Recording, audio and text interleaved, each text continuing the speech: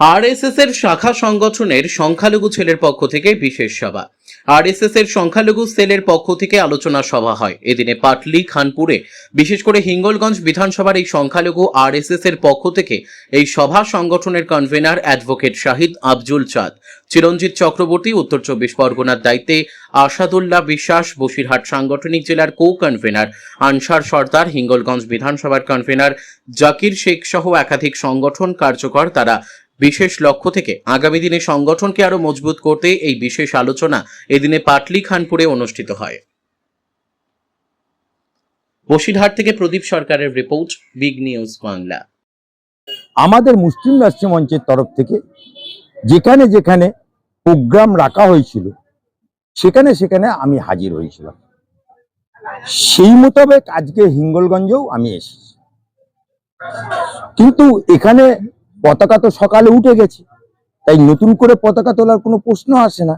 এখন সন্ধ্যে হয়েছে, কিন্তু এখানকার মানুষের দুর্দশা, এখানকার মানুষের বুকের যন্ত্রণা, এখানকার মানুষের বেদনা, 15 বছর মমতা বাবু, মমতা খালা, মমতা আপার সরকার থাকা সত্ত্বেও এই যে রাস্তা দিয়ে হেঁটে গাড়িতে এলাম, যদি আমার কোনো মা বোন প্রেগনেন্সি হয়ে যায়, আমার মনে হয় তাকে হাসপাতালে যাবার আগেই তার বাচ্চা হয়ে যাবে।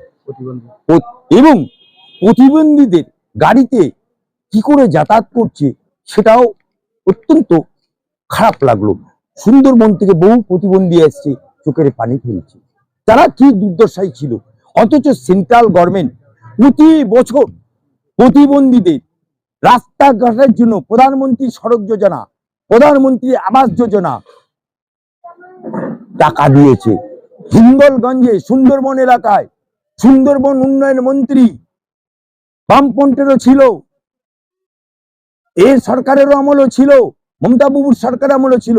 তা সেই সুন্দরবন উন্নয়ন মন্ত্রী সে কতটা উন্নয়ন করেছে? সে কি নিজের শালীদের উন্নয়ন করেছে নাকি? হ্যাঁ, সুন্দরবন উন্নয়ন মন্ত্রী এখানকার মানুষের উন্নয়ন করতে পারেনি, তাদের কি চোখে নেবা হয়ে গেছিল? তাই আমাদের সরকার সবকা সাথ সবকা বিকাশের সরকার, এবং আজকে মুসলিম রাষ্ট্রীয় মঞ্চ, সংঘ ঘনিষ্ঠ মুসলিম রাষ্ট্রীয় মঞ্চ, যার জন্ম হয়েছে 2002 সালে সংঘ পরিবারের সুদর্শনজির হাত ধরে এবং আমাদের মুখ্য মার্গদর্শক ইন্দেশ কুমারের নেতৃত্বে আজও চলছে। 2002, আজকে 26 সাল। 26 সালে আজকে আমরা আমাদের সরকার পেয়েছি, আজকে ভাজপা সরকার পেয়েছি, হিঙ্গলগঞ্জের এমএলএ পেয়েছি রেখা পাত্রকে। তাই আমি আশা করি এই মানুষের দুর্দশা তখনই উন্নতি হবে। শুধু এমএলএ করলে হবে না, এর সাথে সাথে পঞ্চায়েতগুলো করতে হবে, কারণ গ্রাসরুটের টাকা পঞ্চায়েতে আসে, এমএলএর কাছে আসে না। এমএলএর কাছে একটা ফান্ড আসে, তাই এমএলএ ফান্ড দিয়ে এত বড় এলাকা উন্নতি করা যাবে না।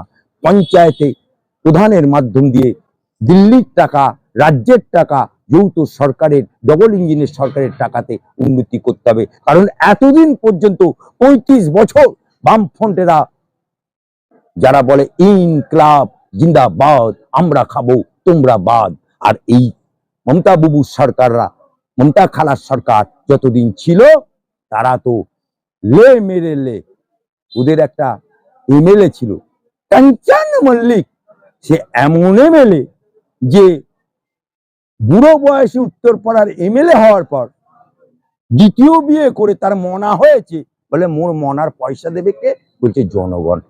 এতটা দুর্ভাগ্য আমাদের যে মনা হয়েছে তার, আর পয়সা দেবে সরকার, পয়সা দেবে আমার জনগণ। সরকারের পয়সা তো কারোর বাপের টাকা না, এই টাকা মমতা বাবুর, মমতা খালার টাকা না, এটা মমতা বাবু কালীঘাটে ছাপতো না, এই টাকা নবান্নে ছাপতো না। তাই এই টাকাগুলো গেল কোথায়? তাই পঞ্চায়েতের মেম্বার, পঞ্চায়েতের প্রধান, এক্স এমএলএ জবাব চাই, জবাব দাও।